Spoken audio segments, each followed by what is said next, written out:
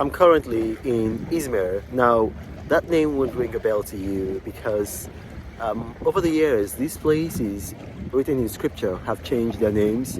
So Izmir used to be known as Smyrna in scripture. So when you hear of Smyrna, that's Izmir. And you know, when I was a child and I read scripture, I used to wonder how did John and Paul, because these were the areas where John, that's Yohanan, he was a bishop here, and Paul, you know, came to some of these areas, and I wondered how they came, because it's quite a distance from Israel, or Palestine, where they were, and now I'm here. It's obvious to me how they came. They came by sea. So all of these places, you see, they're by the sea.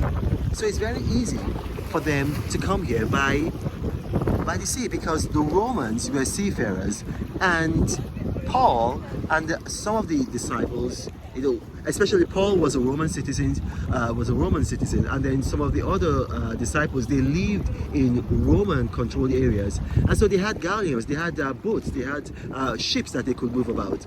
And then if you see here, you see fishermen.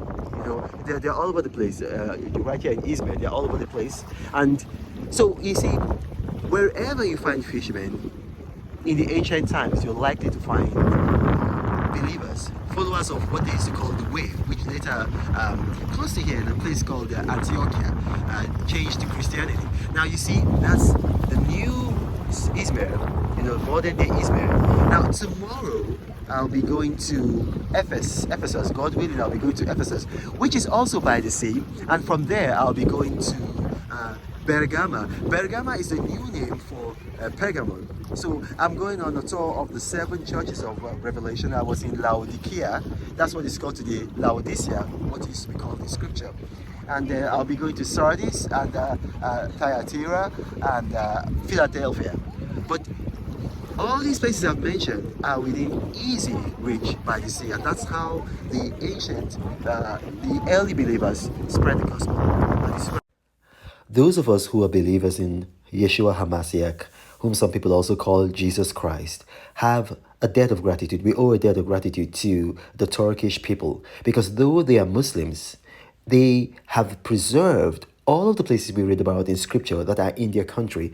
And you know, there's a lot in their country. The 7 churches of Asia, also called the 7 churches of Revelation, they are all there.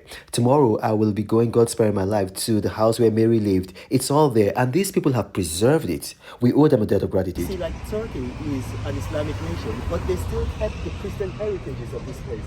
So you see St. Polycarp, and this is still Izmir, where it was one of the first places that Christianity came to in Asia. But Reno travels all around the world. I hope you get inspired about what you see. Apostle of greatness, Reno is a master. Only one man against the whole world in large. Fighting with the monsters, poverty I can't stand. That's why Reno is